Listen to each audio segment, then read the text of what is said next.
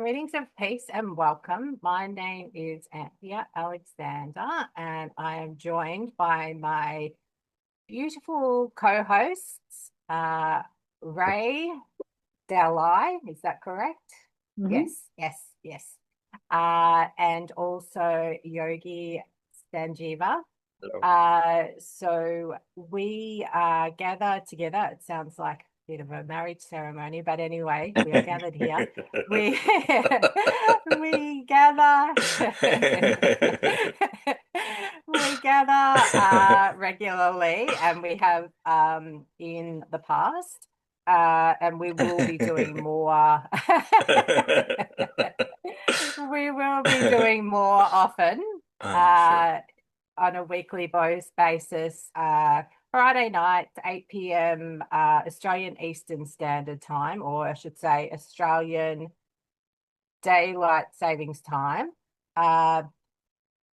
We gather to basically discuss topics of interest and also to create a safe space for people to come together and discuss important topics. And also, if you are wanting to have a conversation with any of us individually, or to join the session on in person and bring up topics, we are happy to discuss anything as long as it's discussed with respect. So please feel free to accept that option.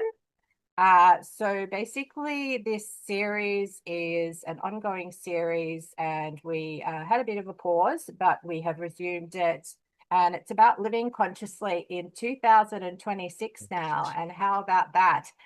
We're almost into February of February. 2026.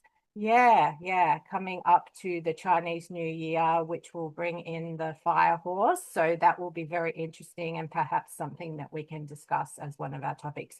Now, the other thing I wanted to mention is that if people have suggestions for topics, we would love to hear those suggestions.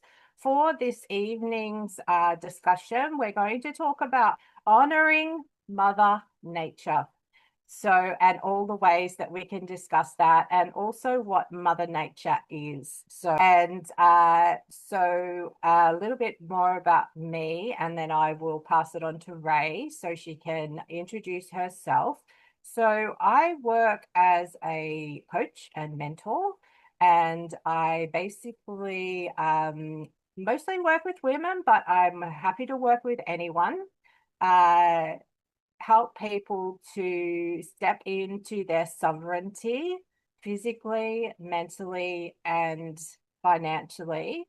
However, I also have special interests around emotions and spirituality through this discussion podcast. And I also host Monday night meditation sessions at 8:30 Australian Daylight Savings Time. If you're interested in joining those sessions, please feel free to contact me directly.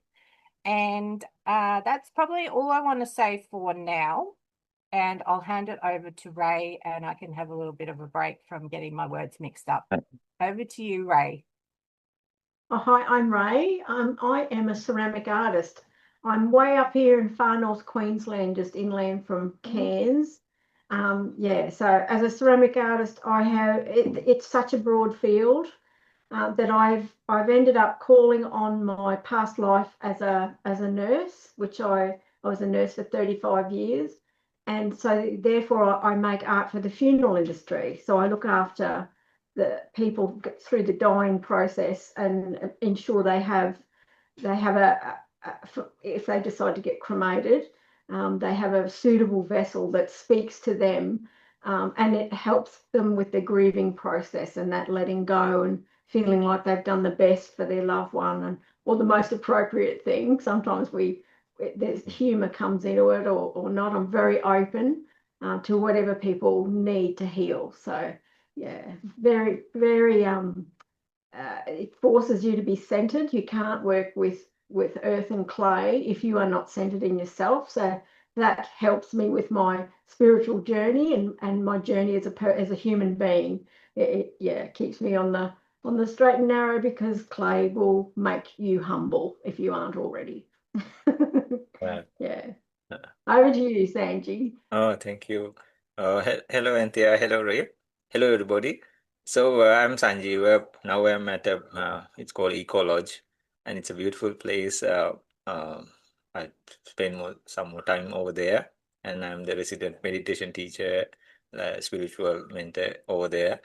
And we got together back again, Anthea, Ray, myself again. We were going to continue this. And sometimes there are like things happening, so there unavoidable reasons, so we cannot do.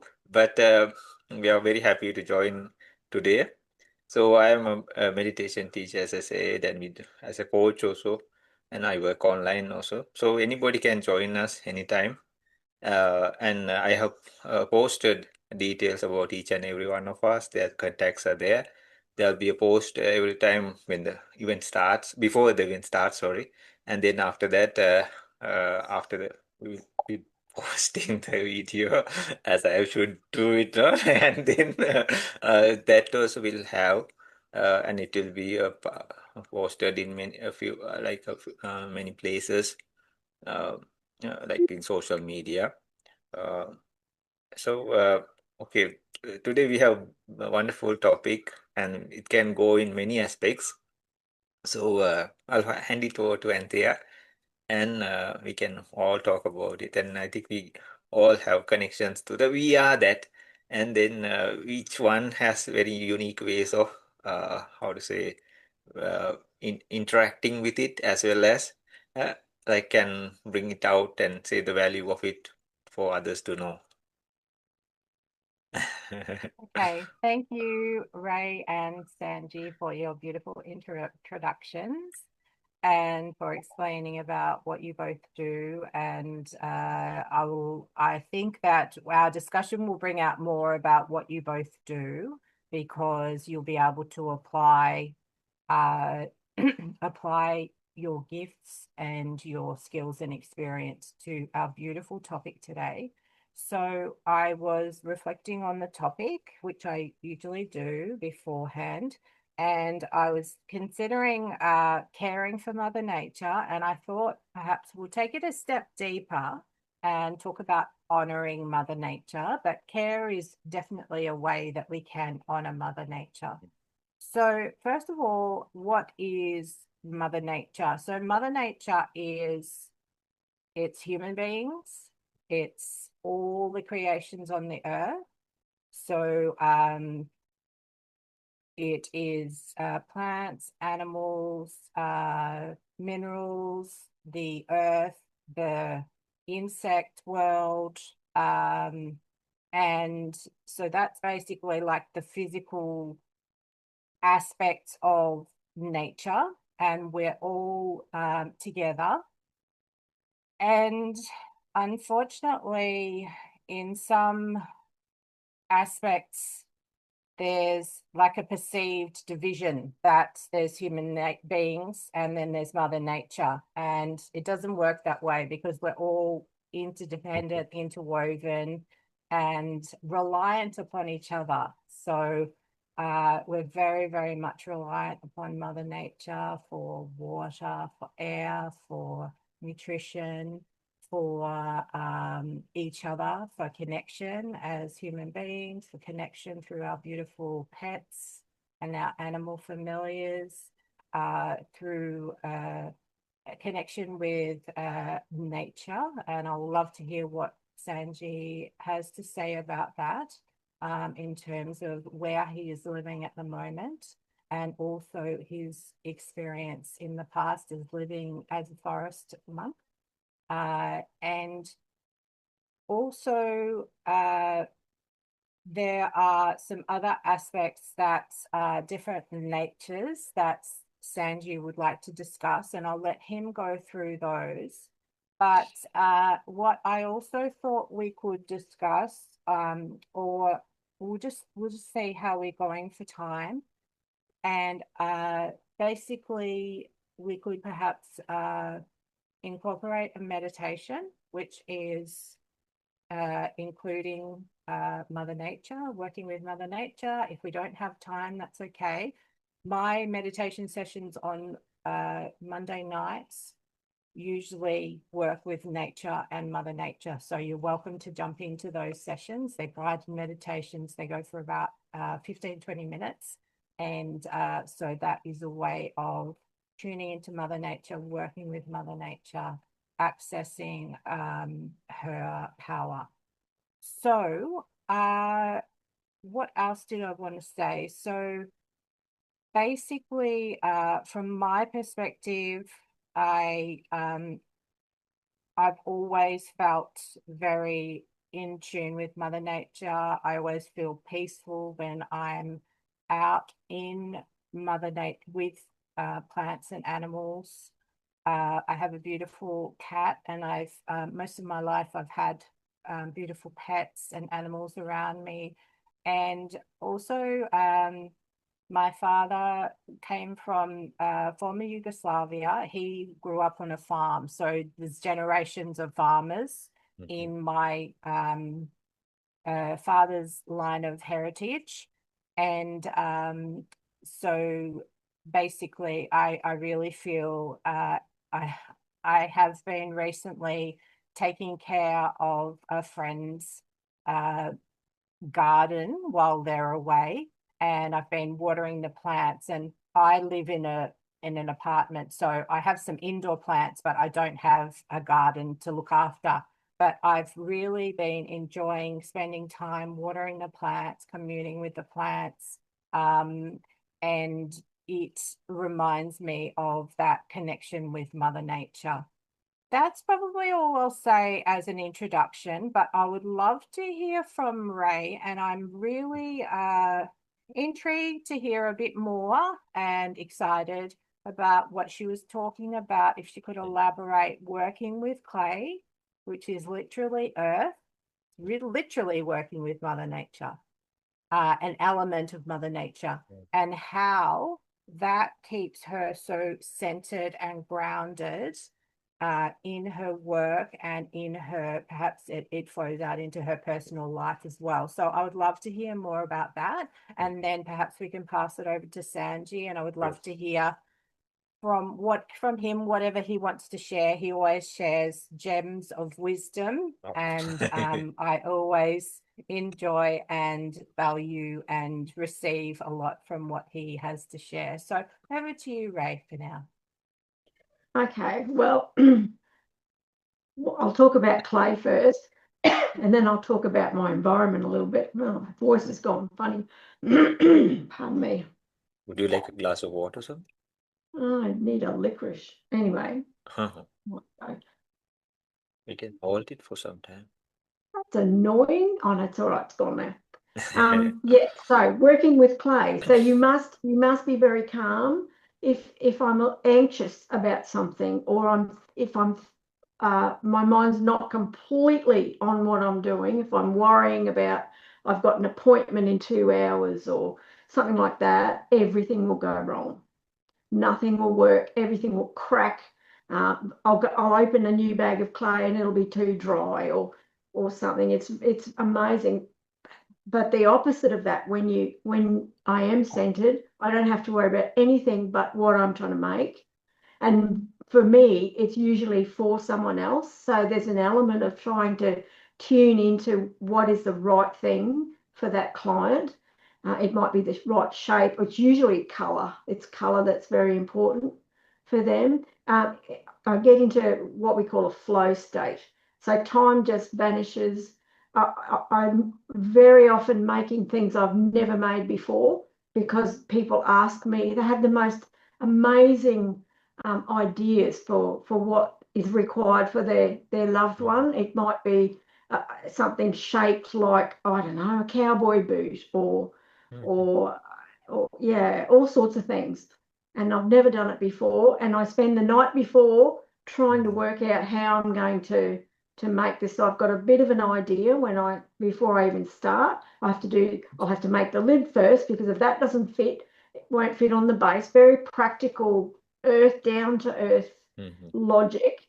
And once I've got that sorted, as soon as I start, it's like the pot makes itself. It's like the most miraculous thing. It's amazing.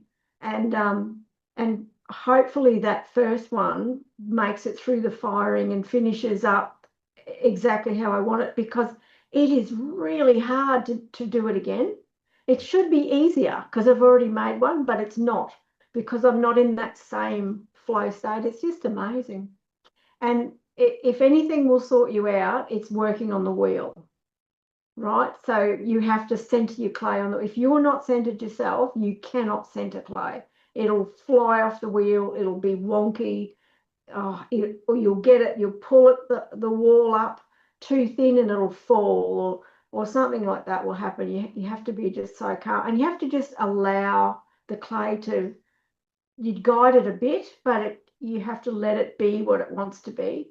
You know, sometimes things will want to be an urn, and sometimes that same piece of clay wants to be a plate. So you just have to let it go. And the whole process of pottery is just so miraculous, and you're never 100% sure of what you will get in the end.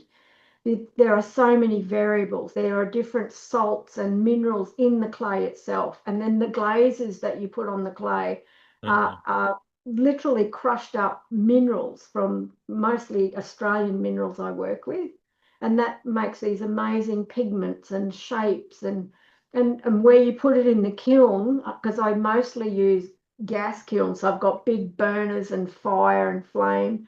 And where it is in the kiln, it's very turbulent inside. So if you put it in a corner at the back, it's colder than the rest of the kiln, and the colors will be slightly different. Or one side of the pot will be dark purple and the other side will be a light gray. It's just miraculous. It's just the most amazing thing. So it keeps me on my toes. It's just a wonder. Every day is just a wonder. I used to make things and then hate them because they weren't perfect. I've learnt to let that go because there's so much, I want to say, spirit in it. The spirit of the clay, the spirit of the earth, the spirit of the, I'm going to cry now, the spirit of the the spirit of the fire that change, that melts the minerals, and then the air that comes in the kiln that reacts with the glazes to make these most amazing colors. It's the most wonderful thing. And then to top it all off, whoever you've made it for loves it. You know, it's more than they ever imagined that it's going to be most of the time, which is amazing.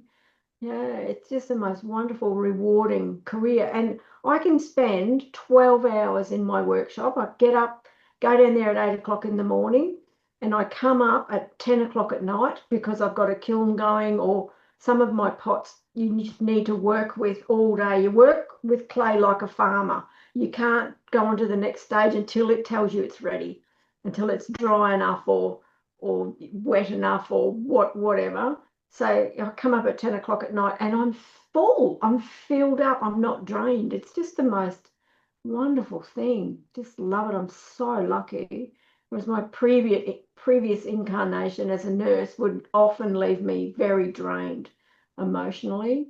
Yeah. Whereas this job, yeah, very interesting. Very, very, very rewarding. Yeah. And as far as dealing people with grief, I'm very used to that. I never take anything personally, because people in grief can behave in ways that are not normal for them, and I'm completely accepting of that, which is a freedom in itself. I just focus on their higher self, who they really are, and it's alchemy in its finest form. Yeah, I'm just so lucky.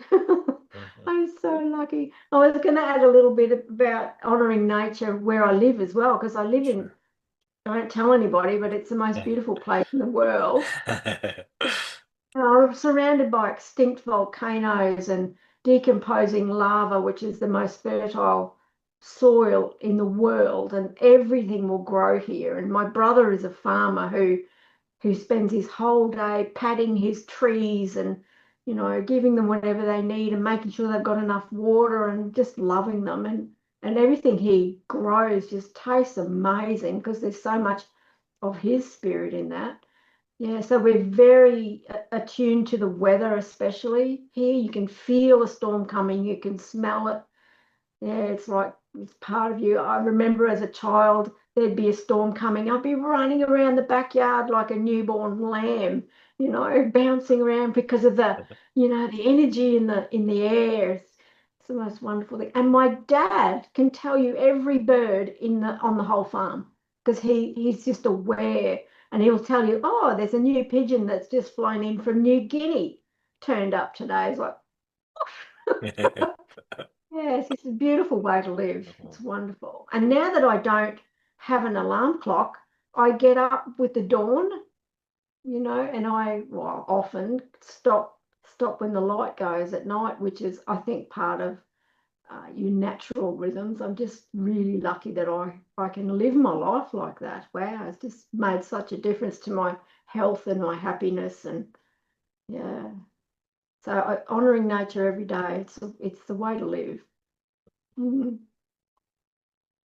That's really beautiful, Rae. Thank you for sharing so much of who you are with us. And I'm fascinated by listening to all the elements that you work with. You're working with fire and water and air and earth, all the primary elements of Mother Nature.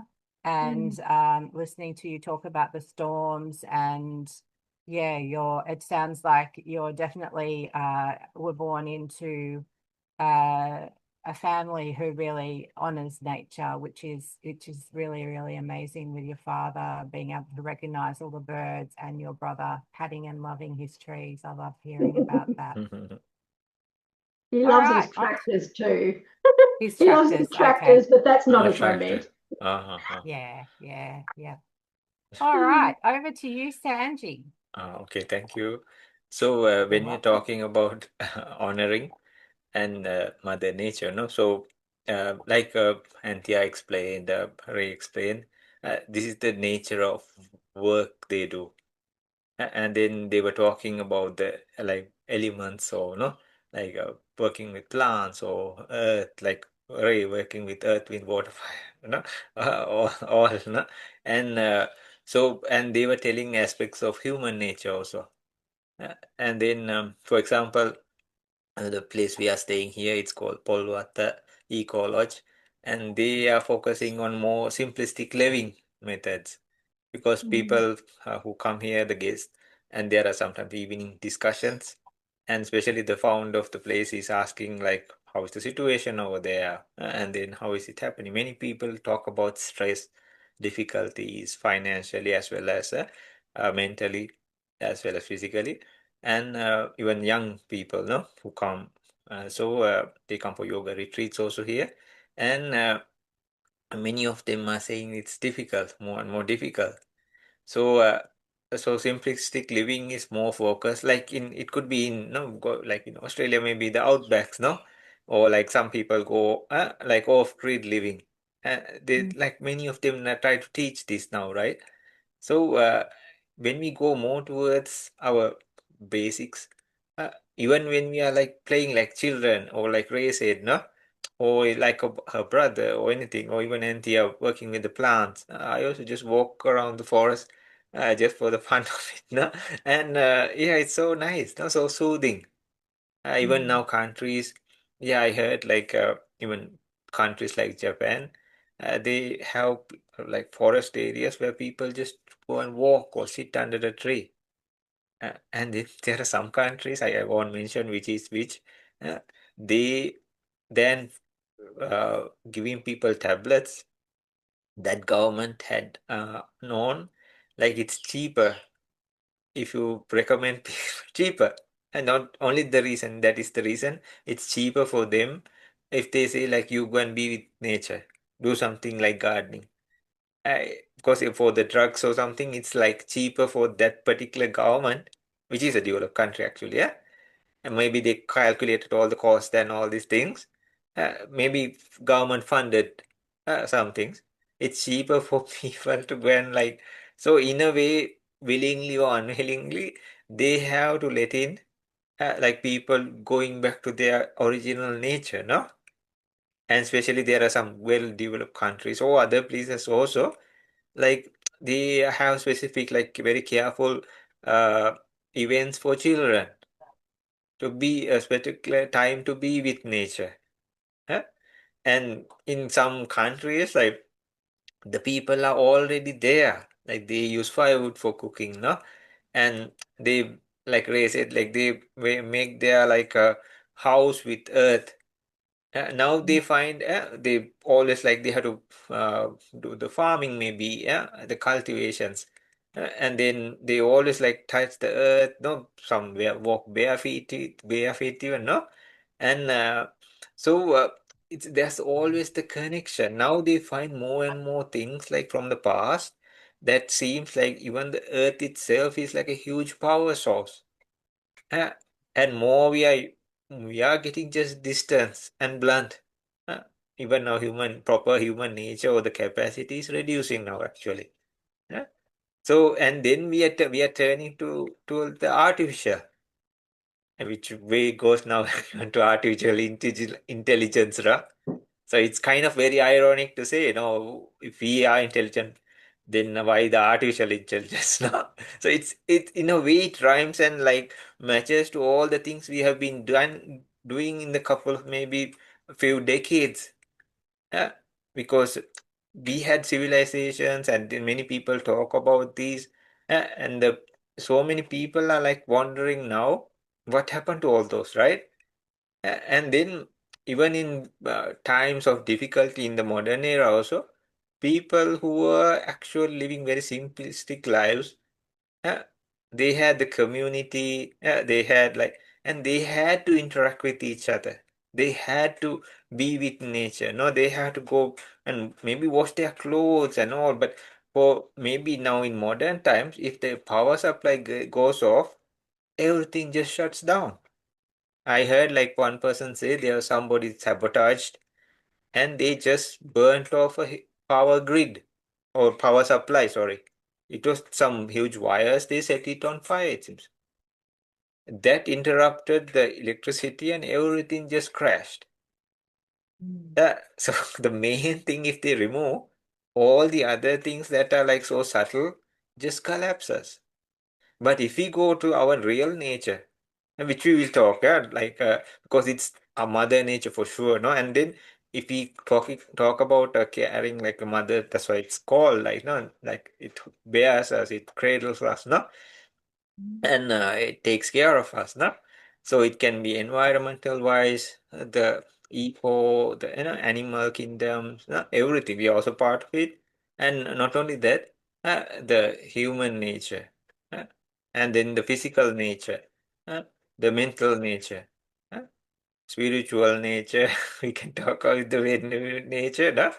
And in some spiritual practices, the word terminology, they say word dhamma.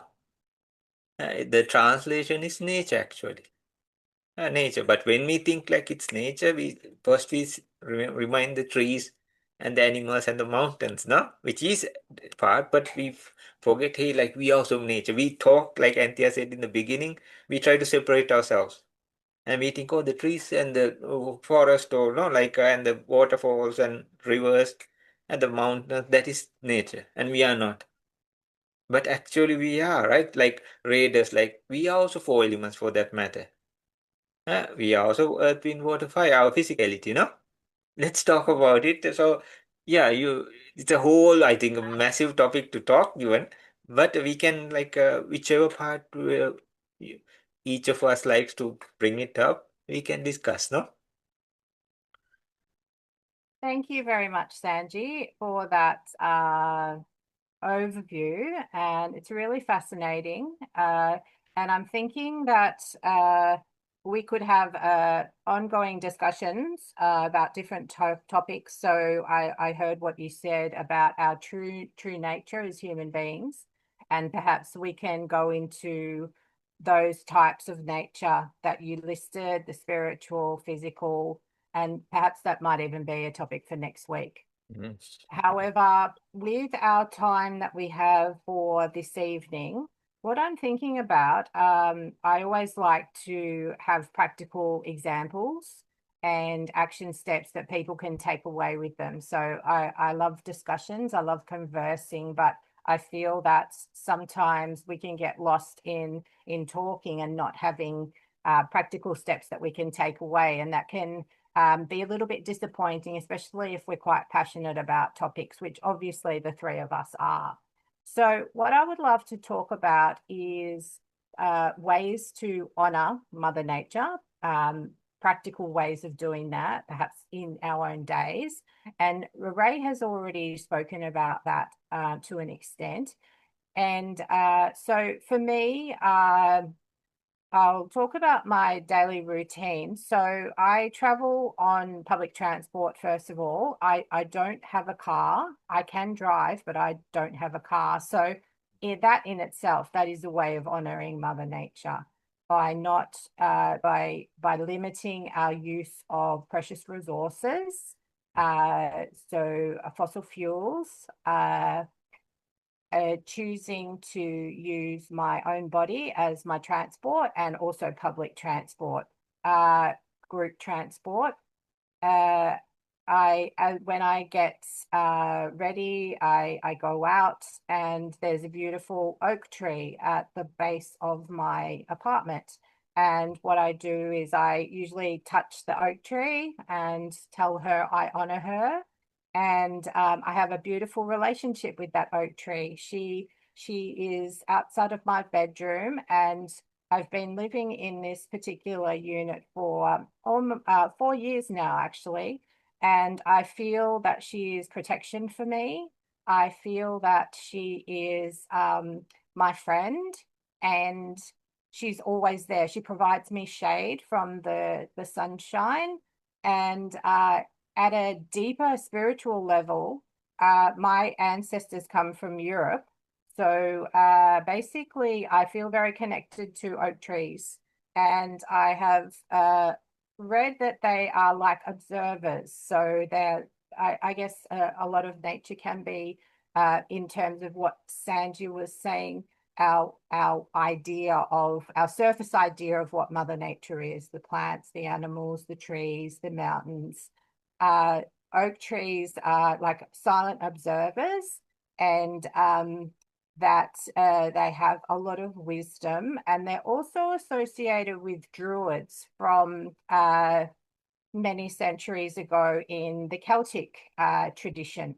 So I feel very, very attuned to oak trees, and I am grateful to live in a street that is lined with oak trees on both sides.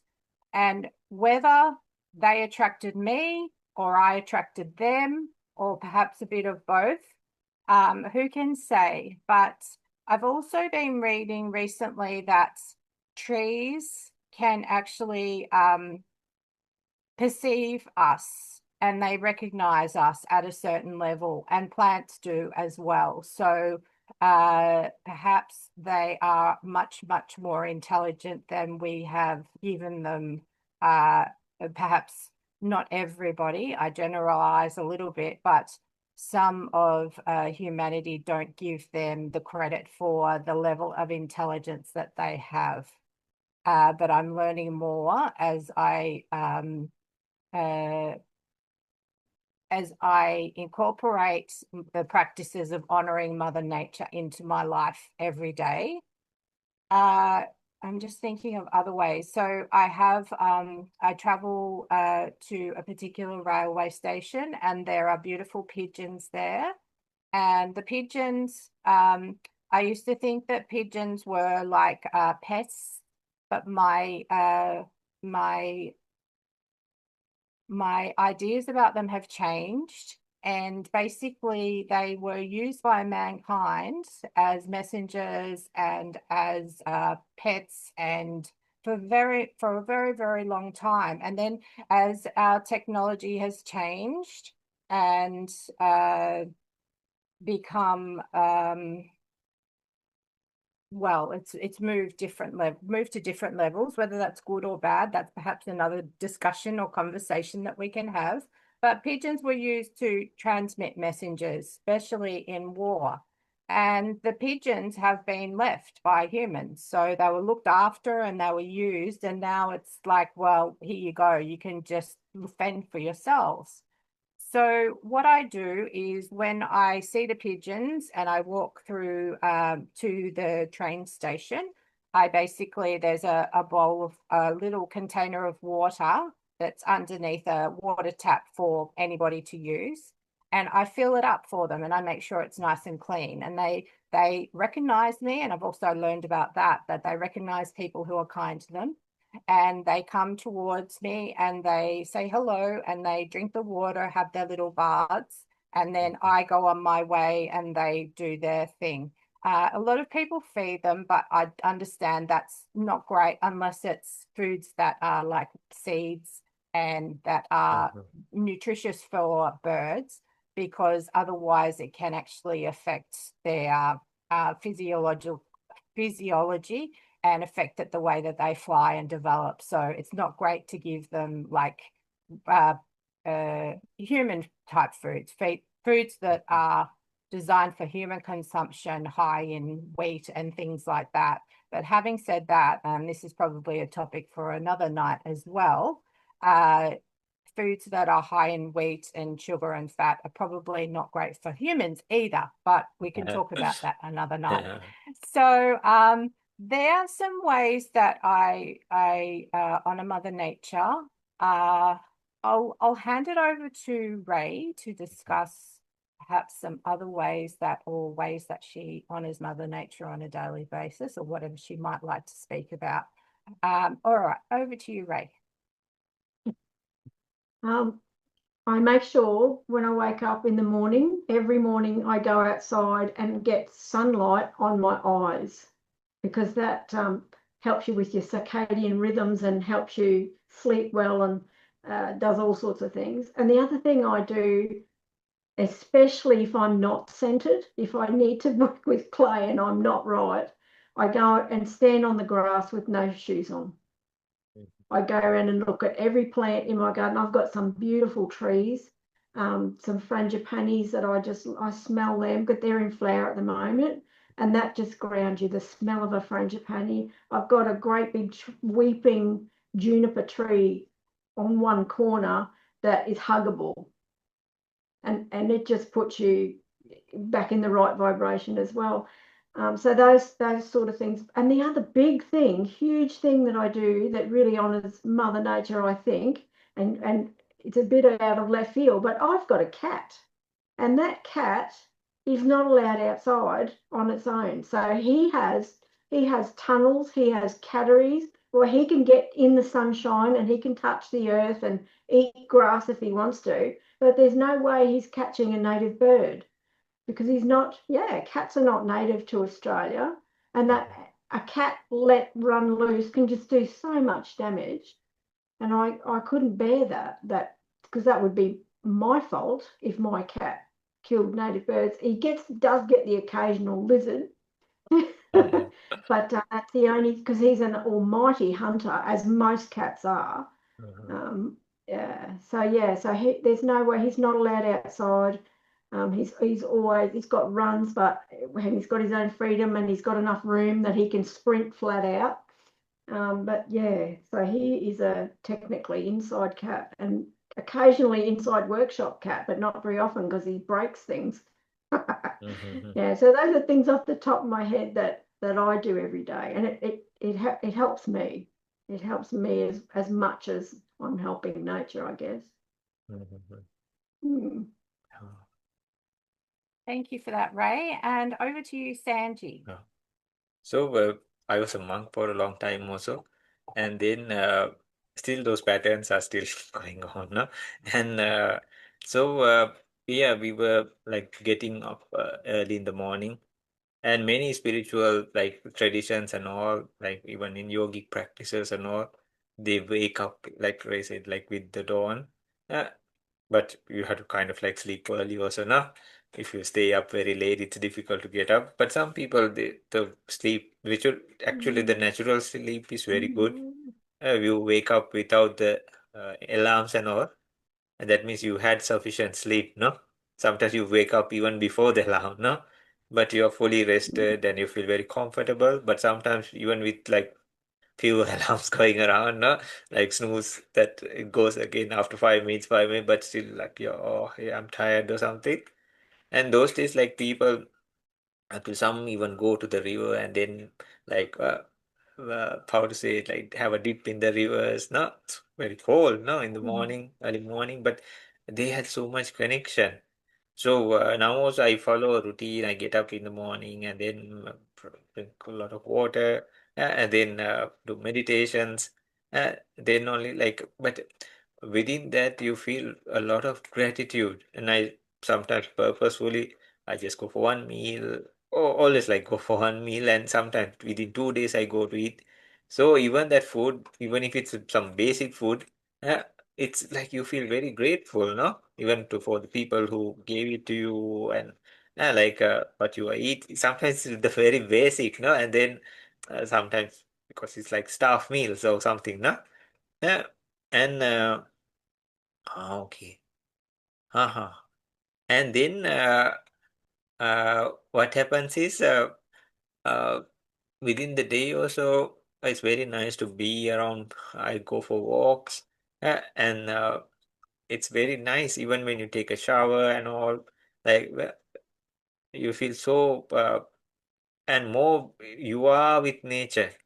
So no wonder in the ancient times, even average people, no, who were like not like in a monastery or no ashram or any place like that, they went to the stream, they were or the well, no, like, and they were with the trees, no, from childhood. Uh, they had so much connection, no?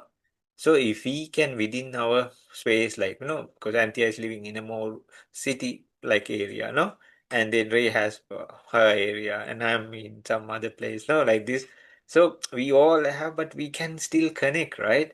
Uh, in the way like whichever possible, and then feel the gratitude because honoring when you have a lot of gratitude, you feel like something is very valuable, then you really the honor out of respect it happens no you with the gratitude and everything, then you feel like protecting it, no, not out of greed or something, but you want not to destroy it and to hand it over to somebody else or like even just to protect it, no, like because you feel the gratitude towards it. Uh, uh, so likewise from each thing we do, uh, we can have a unique connection to our nature. And then I feel like even our mind for that matter, or even taking good care of your health because body is also it has its own nature, no? Some people have maybe the fire element stronger. Some people no the flame. No, some people no the bile or like or anything. Even four elements for that matter. The body is more stiff maybe at some point. No, and then maybe the air element is bloating and oh you feel the pains moving or something. No, it happens. And then oh it's heated or cold. Huh? So. Uh, Anyways, or the fluids can become less or more, right, in the body. Uh, so we have also all these things, and if we get to understand this, we'll take more better care because even the body, it's like we borrowed it, and at some point we had to give it, no? Like Ray knows this very well, right? You meet many people, no? And they had to hand it over, no? Either they like it or not. So why not take best care of it? Because you honor the body, huh? And even the mind, it seems like we try to divert it in a proper direction, but it acts on its own, no? And then we give the identification as this is my mind. But if it was exactly our mind, we just have to give it a command and it would do as is or just bring us happy thoughts, no? And they oh just don't show me anything bad, no? It does counts, right? We can avoid them. So it's like we hitchhike on all these things, no? And like like take us somewhere, no? And then to some destination, right? So we the gratitude comes within. Other people base their lives maybe, no? And with that energy we have, even the life's energy is another source of nature. and it's not forever, no? Like it's not forever, not that people live for thousands and thousands of years, no? So within that time, you feel like helping other people or doing something that can really help some or benefit somebody. It doesn't have to be in money or anything, but even kindness, love, affection, all these things. It could be for humans, it could be animals, especially trees, because they also, then what happens, there's a natural thing, like it seems like where our attention flow, no, everything starts flowing when we are focused on something. Then the entire, it's like we are diverting it, or we think we are, but actually we also become a reason for that, no? That is the nature of that also, right? So regarding nature, there's so if we little by little try to understand the nature of it, uh, any kind of nature, no, physical nature, mental nature, no, external nature, then we understand we are not something separated from that.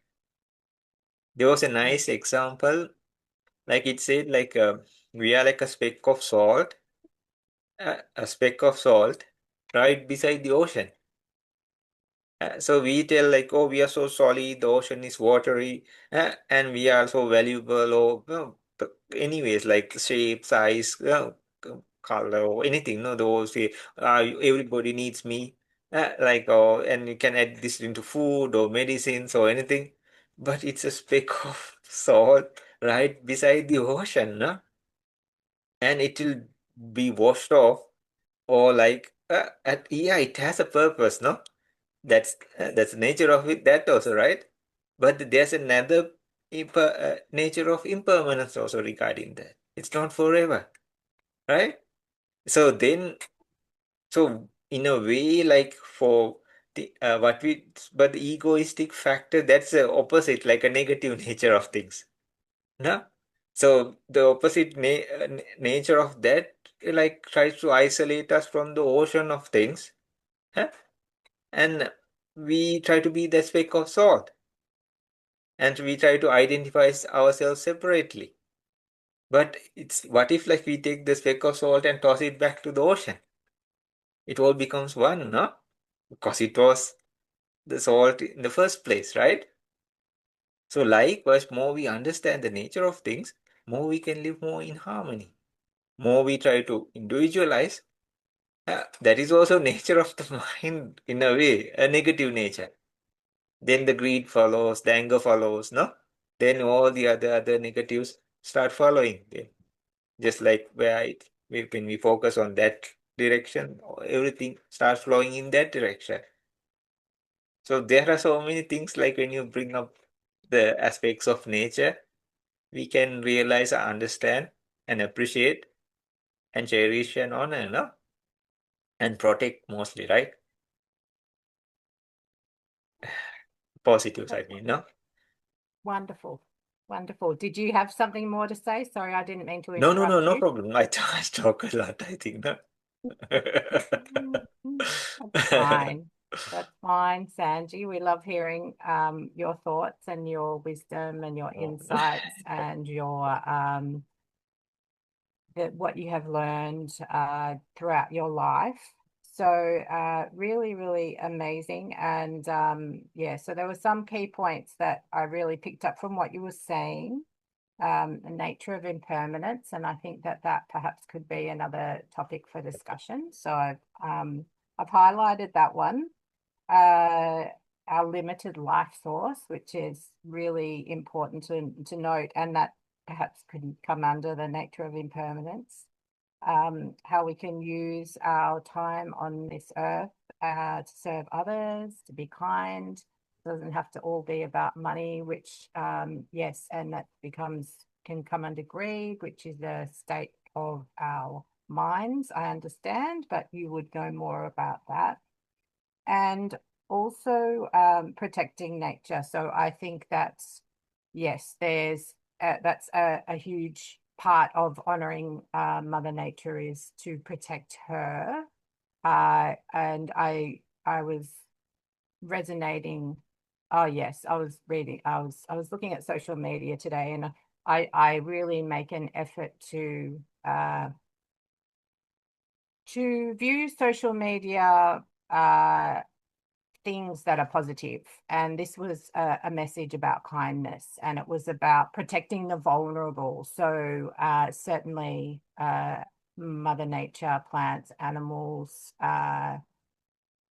trees, forests, waterways. There's probably lots of aspects that I haven't covered just at this moment, but they are vulnerable and they deserve our protection, so we can be a voice for them, and in our daily actions we can really respect and honor and protect those physical elements of Mother Nature. So we might start to wind up our conversation because we've almost been discussing it for an hour. So are there any final thoughts or things that either of you are wanting to express as we wrap up? Over to you, Rae. Do you have some final thoughts on this topic? I do. I have a burning final thought. And you're talking about protecting nature. Nature doesn't protect nature. It's survival of the fittest, isn't it? So if there's a sick baby bird out there, a snake will eat it. Yeah. So, but there are worse things than dying. So it sets things free by doing that as well. Yeah, and that would be a whole other topic of conversation if you want to look at nature, how brutal it is. And I learnt something interesting a couple of weeks ago, and that the only creatures that care about especially when they're hunting and killing other creatures to survive, the only creatures that care about whether they're being cruel or not is humans. Lions don't care. Yeah, it's very interesting. Another side, other side of the coin. Yeah.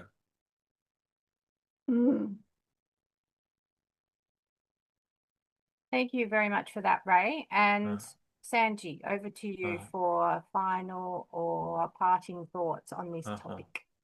So there's a lady here, actually the founder's wife, and they call her the Queen of the Jungle. Like she has a foundation also called Forest Healing Foundation. And oh my gosh, like if you even cut a branch, that's the end of it, no?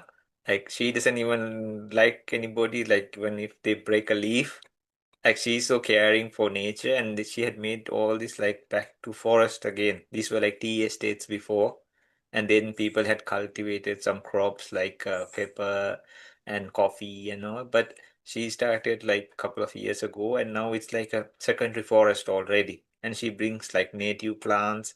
Uh, she's from Dutch, actually, Holland.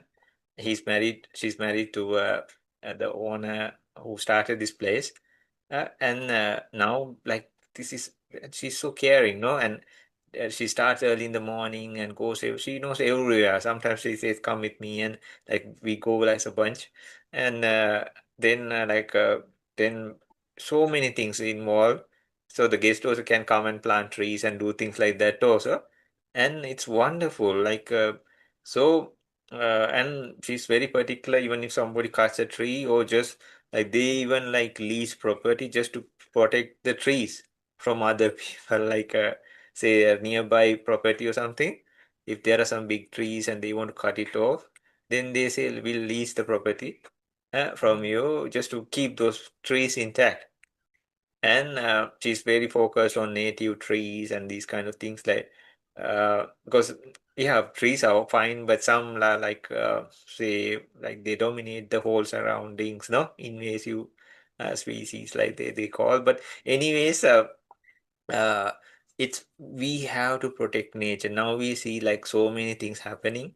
Not yeah, when we talk about outside, like the climates are shifting, no?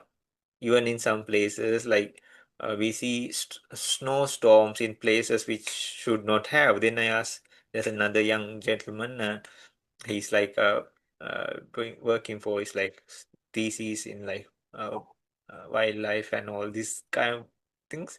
Uh, and So I asked why this. So he said like this changing process is happening very rapidly, and then before the seasons, the change, and then in the time durations where they should be warm and all, even some areas, no, in the world, it's getting colder now. So we see this right before us. So actually, we should do something about it. So even like little things we can do, it really helps. Everything adds, no? Protecting water, recycling things, no? And even like public transport, or like Anthea, when you were telling, like now people grow like micro agriculture, even if they are in a flat, so small areas, like even like bean sprouts or something like that, they eat healthy. They just take a tray like thing and grow. Or on the balcony, I see people growing. Anyways, everything counts, no? Everything matters. And in any other way or form, if he can donate, like without littering places or no, like putting trash away or like reusing things, reducing the biohazardous or like things that can destroy nature, no, plastics and all this, no. So, or even sharing and posting this kind of content or anything, no. And there are like and yeah, even like people like you said, like they are uh, community gardens and these kind of places also.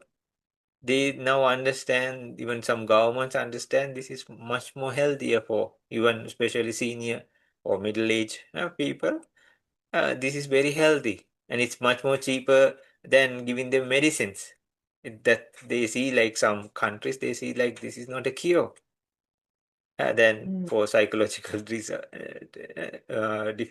or no, they see that's not a cure. So, and not only that, we have to take care of ourselves, uh, and then even our mind states, no, and we have to protect them all, and that will actually expand outwards also. So let's all get together and like find ways and means of protecting nature and honoring Mother Nature, no? Of all sides in a very positive way and positive aspects of everything, no? Thank you very much, Sanji. And from me, on a parting note, I was listening to a podcast last night, and it was talking about the needs of human beings. So this comes down to our nature as human beings. And they were saying that this teaching was that our primary need is connection before food, shelter, water, because we actually need connection before, in order to get the food, the water, the shelter, the clothing. So what I'm thinking is that I was thinking of connection with other human beings, which is true, and is part of Mother Nature, because we are part of Mother Nature. But I'm also expanding that thought now to connection with the physical elements of Mother Nature, the water, the trees, the plants, the animals. So connection is so important. It's essential for us, for our survival, our very survival, and for us to thrive on this earth, for all of our natures, our mental nature, spiritual nature, emotional nature, and for us to feel secure and held and valued, and all the other things that we really want to feel during our lifetimes, our journeys on this very earth. So that's what my thought that I would love to leave with people is about connection and the importance of connection. And just going back to that, Sanji was mentioning that in times gone by, in order to live our lives, we would go out of our houses. We would go out to wash our clothes. We would go out to the marketplace to get food. Or perhaps gone to even further back in our generations, in our lineage, we would go out to go hunting and gathering. We would spend time perhaps with males and females, with stories and singing and dancing and different traditions. But now our lives are changed. And for me, I live in an apartment, and perhaps we're a bit more individualized. So we're not living in sort of such a village or a tribe, but we're a bit more solitary. We might be physically solitary, but we don't have to be emotionally, spiritually solitary. We can still practice those forms of connection. We might have to work a little bit harder at it, but we can still do it. So I encourage people to really foster connection in all its forms.